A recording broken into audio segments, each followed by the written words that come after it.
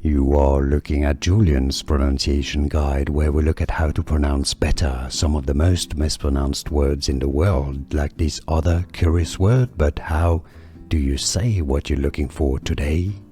Let's learn how to pronounce this word from anatomy. If you want to learn more confusing medical terms, make sure to stay tuned. We've got tons more coming up at the end of the video. This is an opening a hole or passage, especially in a bone, like in the vertebrae.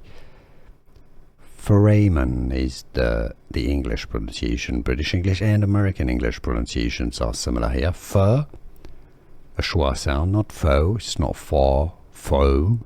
Fur, ray. Yes, it's an A sound here, not an A, so it's not foramen. Foramen. Stress on that ray syllable. Foramen.